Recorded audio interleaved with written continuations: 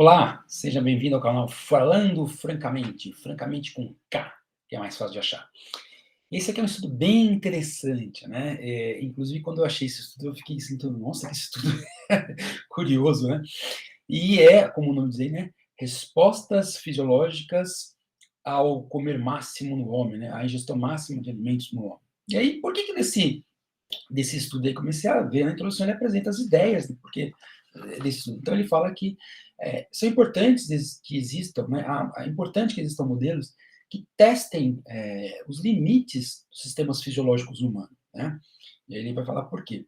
Então, esses sistemas, por exemplo, ele fala que é comum ter sistema, por exemplo, para testar o VO2 máximo, a capacidade aeróbica máxima, depois sistema para testar o tempo máximo que a pessoa suporta sem ingestão de alimento, o tempo máximo que a pessoa suporta fazer um certo nível de atividade física. Então, imagina, vamos manter tantos RPMs e a hora que você parar eh, com essa potência, a gente para o teste.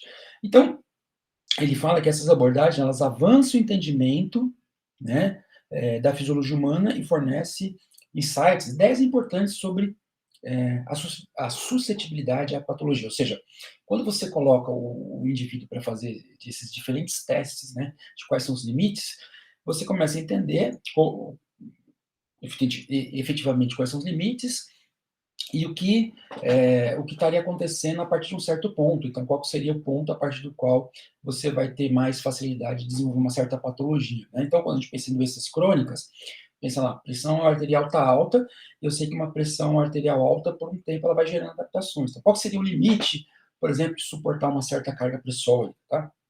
E aí ele fala que especificamente nesse tópico da ingestão de alimentos, ele fala que por mais de 100 anos, né, quando você vai estudar essas ideias, por exemplo, sobre obesidade, claro, a gente sabe que a obesidade está ligada a um comer máximo, né, excessivo, ou em parte isso, né, gerando um déficit positivo, mas que em geral os estudos são feitos ou pensando, é, analisando qual é o fisiológico de quando o cara come uma certa recomendação, ou qual é o fisiológico quando o indivíduo come pensando no seu insight interno, né? Então, estou satisfeito, comi. Mas ele fala que não existe esse tipo de estudo para a ingestão alimentar, esse inclusive é o primeiro, no sentido assim, porque eventualmente as pessoas comem demais, pode ser a realidade de algumas que levam à obesidade, ou de qualquer outra. Agora, né, quando chega as festas de fim de ano, por exemplo, vai acontecer pessoas que, né, extrapolam. O que que acontece? Será que o organismo suporta? Como é que fica? Né? Será que isso é perigoso? Então, a ideia é justamente para que ele fala, por todas essas razões aqui no caso da alimentação, esse saber que ele vai, como é que fala, avançar a resposta metabólica sobre comer além do limite, né? E são escassos os dados por isso mesmo, né? Então, e aí ele começa a ver justamente essa ideia das respostas metabólicas, endócrinas, de apetite e de humor, alguns parâmetros, né, que a gente vai ver, sobre quando uma pessoa come. Então ele pega lá 14 homens, né, e é bem curioso que ele faz em duas ocasiões, basicamente assim, né? Então ele pede, ele tem toda a descrição, mas ele pede, ele fala que eu achei muito bacana, ele fala assim, que a resposta desses homens, né, do comer até o limite, mas ele usa uma expressão bem bacana, né? Ele fala assim, resposta de comer bastante, uma mistura homogênea, não, mistura homogênea de mistura de macronutrientes. É uma mistura homogênea de macronutrientes. Aí, qual que é essa mistura? Pizza, domínio, né? Aquela pizza domínio. Basicamente a pizza de margarita, uma pizza marguerita e a de tomate desse domínio. Então ele corta lá as pizzas, são pesadas e tal. E basicamente, nas duas ocasiões diferentes, os mesmos indivíduos têm que fazer assim, numa situação, ele tem que comer ad libitum, né, quando ele quiser, mas até o ponto que ele se sentir satisfeito. E no outro ponto, ele tem que comer até não dar mais, não ser possível, né? E até na hora eu lembrei de uma piada, uma piada besta, né? Que dois caras vão lá numa festa, eles furam aquela festa, são bicões, e aí um deles que é mais certinho ali, menos sem noção, né? Fala pro outro, não vai dar bandeira aí, fica legal, vamos entrar na festa, vamos, né? Vamos comer uma coisa boa, mas vamos ficar de boa. E aí ele circula, faz aquela socialização, e chega um tempo depois ele encontra esse amigo dele, o mais sem noção, ele tinha dado conselho, no canto, passando mal. E ele fala, caramba, meu, eu falei pra você ficar de boa, o que aconteceu aí, que você vai dar bandeira, aí nós somos bicões, né? O cara falou, ai, comi demais, comi demais, comi demais. cara fala, caramba, meu, então foi o seguinte, né? Enfia o dedo na garganta, vai ali no cantinho, enfia o dedo na garganta e bota isso pra fora, pra você ficar melhor na bandeira. Ele fala, pô, aí o cara fala, ai, se eu coubesse o dedinho, eu tinha comido mais uma coxinha. Aí, na hora, ou seja, lembrei disso porque o segundo experimento era justamente isso, comer até não dar mais para comer nenhum outro pedacinho, né, outra molécula, né?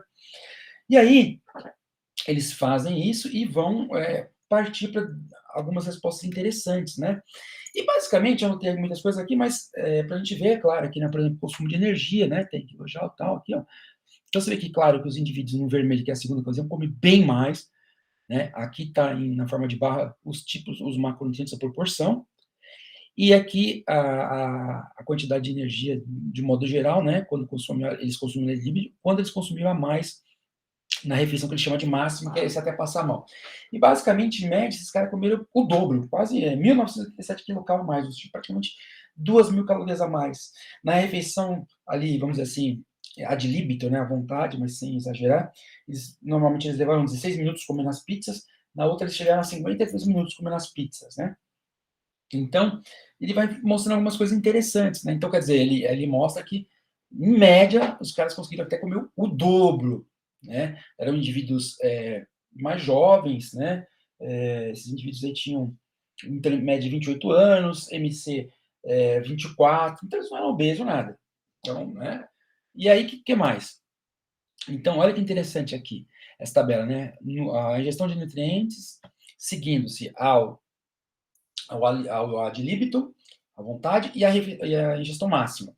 Então, quando ele comeu aqui de cada nutriente, ó, né, o desvio padrão, o máximo, o desvio padrão, então você vê que ele come bem mais os nutrientes na refeição máxima. E aqui eu acho bem interessante que eles colocaram, eles usaram, né, esse estudo em inglês, eles usaram os padrões de referências, né, as recomendações diárias lá, do Reino Unido. Então, olha que interessante. Para gordura, lá no Reino Unido, esses indivíduos deveriam comer em torno de 70 gramas. Olha quanto eles comeram. E aí, né, isso é praticamente para todos, quase todos os nutrientes, a não ser que carboidrato e tal, mas ele em geral, ou também proteína não. Mas para muitos nutrientes, eles consumiram numa refeição na máxima, praticamente tudo que era para comer no dia. Então, ele cita que o ser humano tem essa capacidade, né, máxima de consumir quase tudo numa única refeição. Então, está observando isso. Então, até agora, então, o que é, né? Respostas endócrinas, metabólicas, de humor. Então, até agora ele mostrou os dados da comida, mas não mostrou ainda a questão metabólica. Ele começa. Então, basicamente, vai ter várias figurinhas, mas só para a gente visualizar. O que ele mostra, basicamente, aqui? Eu já vou comentando. Que a insulina, né? Aqui o padrão da refeição máxima, inclusive a área sobre a curva, foi estatisticamente significante. Ou seja, tanto a insulina quanto a glicose, né? Foram significantes aqui, né?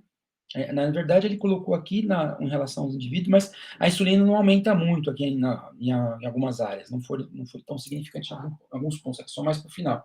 E aí ele mostra o que ele fala assim, que apesar desse consumo dobrado de alimentação, né, porque não deu menor que 0,5, apesar desse consumo dobrado de alimentação, alguns parâmetros manteram-se praticamente constantes. Então ele fala assim que a insulina aumentou bastante, né, significativamente aumentou a insulina, e que a glicemia não aumentou tanto, que ele, provavelmente o que deve ter acontecido é que tecidos como músculo esquelético e tecido adiposo, que são insulinos sensíveis, né, responsivos, independentes, eles aumentaram a taxa de retirada de glicose da corrente sanguínea, depois tem outros dados que sugerem isso, para que no final a glicemia não fosse tão diferente. Tá? Então a insulina muda, então é uma primeira resposta fisiológica, e aí, ó, triglicérides aumentou, mas ele fala que o triglicérides aumentou 1,5 vezes na máxima, enquanto os ácidos graxos não aumentou tanto, ele fala assim, por que então talvez não aumentou tanto, né? A gente acabou de ver que a insulina aumenta. A insulina tem um efeito, por exemplo, na lipase lipoproteica no tecido, que retira ácido graxo. Ela também vai estar estimulando ali a menor produção de VLDL, né? Um hormônio lipogênico, né? Para formar. Então, formar lipídio, não quebrar os lipídios. Então, menor produção de VLDL, maior utilização de ácido, menor utilização de ácido graxo por causa pro lado do fígado, por quê? Porque como à medida que o tecido adiposo e o músculo estão pegando esses ácidos graxos, vai sobrar menos ácidos graxos, né, neutros, para o fígado, para ele captar e para ele fazer VLDL. Então, isso vai afetar tanto na concentração dos próprios ácidos graxos na circulação, como no triacilglicerol circulante. Então, quer dizer, aquele dado da insulina tem um impacto nos lipídios circulantes, né? Não teve tanto triacilglicerol, porque não teve tanta VLDL, não sobrou tanto VLDL, não teve VLDL do fígado, porque o fígado teve menos ácido graxo, ácido graxo provavelmente foram captados pelos tecidos de insulina independente via lipase lipoproteica, principalmente tecido adiposo, vamos dizer, músculo também, mas para pegar esses ácidos graxos, tá? Aí ele fala que lactato ele mediu também, não mudou nada, e aí ele começa a ver os hormônios para tentar explicar, né, o que aconteceu para que, por exemplo, as respostas metabólicas, como a glicemia, o lactato, por exemplo, o próprio ácido gástrico que a gente acabou de ver, não fossem tão diferentes. Tem a insulina, mas ele também atribui aqui a esses hormônios aqui como a insulina, né, e o peptídeo insulinotrópico aqui, depende de glicose. O que esses hormônios fazem? Os hormônios, né, esse aqui está mais liberado no duodeno, a porção inicial do intestino delgado, esse aqui é no estômago.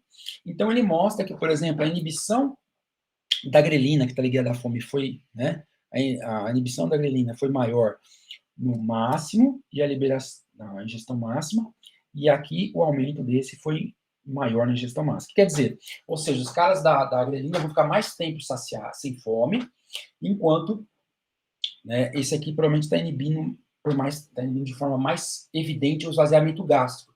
Então, um outro motivo, porque provavelmente não houve tanta discrepância, né? Apesar de, por exemplo, os caras terem costume de falar 180 gramas, até 180 gramas de carboidrato, como que não deu tanta discrepância na glicose? Então, fora esse efeito da insulina, um outro efeito que ele comenta, provavelmente o esvaziamento gástrico ficou mais lento em função da ação de hormônios como esse aqui. Tá? Os próximos hormônios que a gente vai ver agora, o GLP-1 e o peptídeo, tirosina, peptídeo YY, que estão aqui, ó. Então, GLP-1 deu diferença, e o peptídeo, tirosina, PPI, o YY também deram. O que esse daqui, o que eles fazem? Né? Você vê que o aumento deles é maior. Né? Estão sendo liberados mais ali, já na porção mais adiantada, no jejum ou no colo. Tá? E esses daí, o que eles fazem? Eles são estimuladores do efeito secretagogo da glicose sobre a insulina. Quer dizer, a glicose vai no pâncreas, a glicose é o secretagogo, o estimulador da secreção de insulina primário, eles potencializam, né, eles têm essa ação insulinotrópica, né, de potencializar a liberação da insulina, né.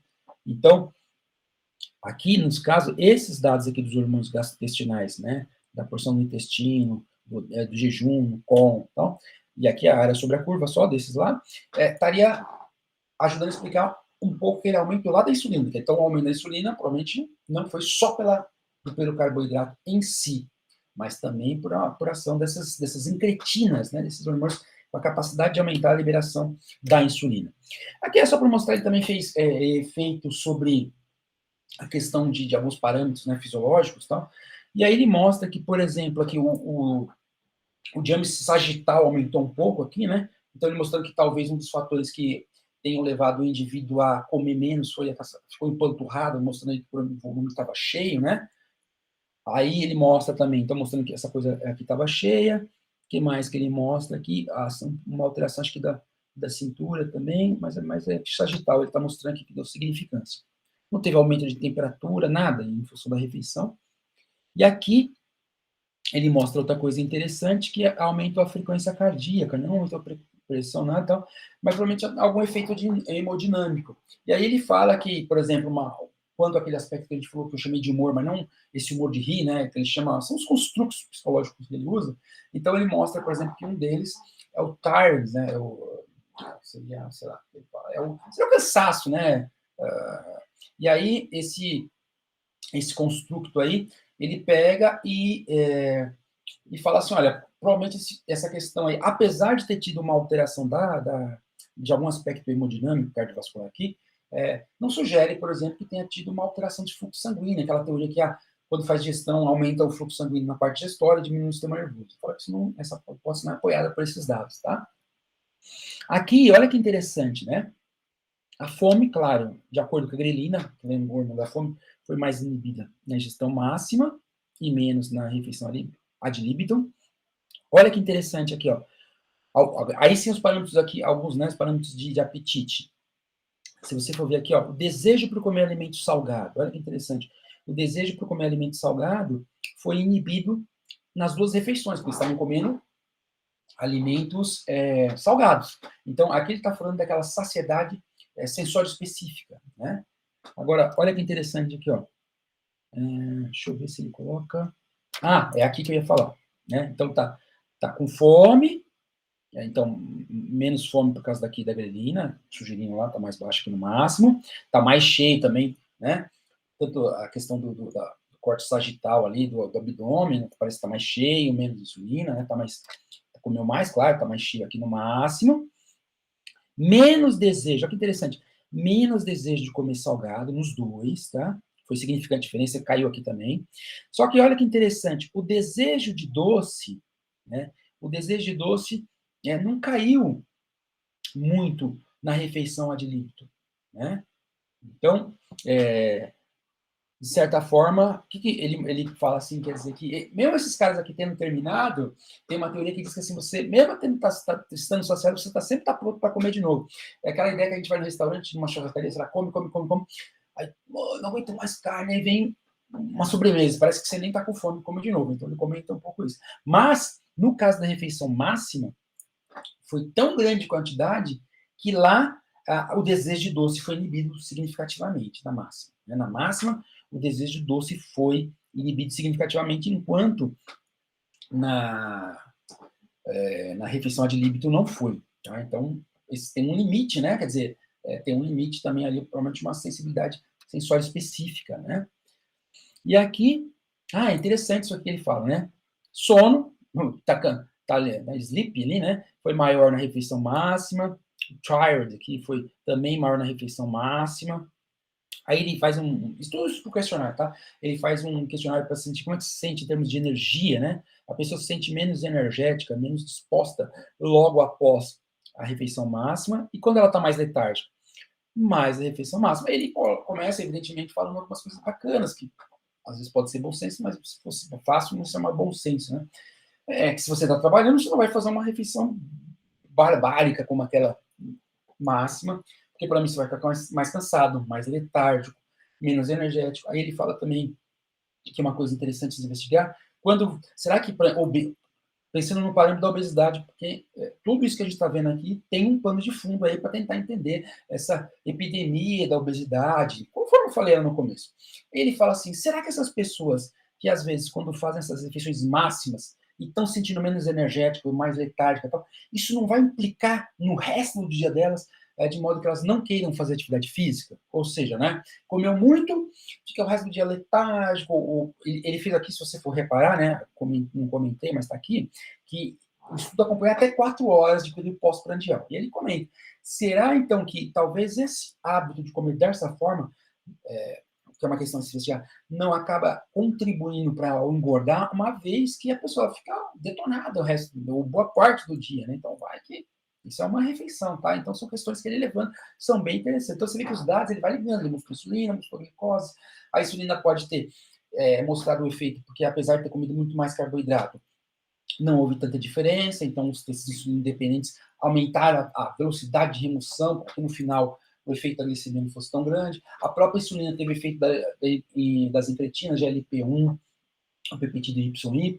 Um outro fator que pode... e a insulina também acaba afetando os ácidos graxos, os triglicéridos, que ao serem captados o ácido graxo, sobrou menos ácido graxo e menos triglicéridos, liga de fazer VLDL. A lipase também puxou esse lipídio. Já falei das incretinas mostrando a insulina. Aí, que mais que ele fala? Agora ele começa a falar dessas medidas. Então, os parâmetros fisiológicos lá do sangue, a temperatura não aumentou. Isso aqui vai tentando ligar tudo, né?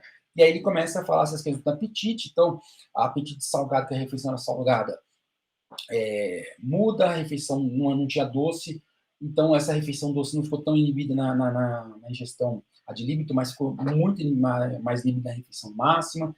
E aí, o preço que você paga por comer que nem um glutão, né, a gula, é justamente cansaço, falta de energia, letargia, né? Então, você vê que ele foi conectando os dados, tentando associar os dados de apetite, né, os dados de humor, que ele fala aqui, como são esses conceitos, né, de psicológicos, esses constructos, e com os metabólicos, né? E aqui, então, ele fala, né, uma mudança relativa, né, entre as refeições, para vários fatores. Não, a gestão de energia é um resumão aqui, né, de área sobre a curva, né, de diferença.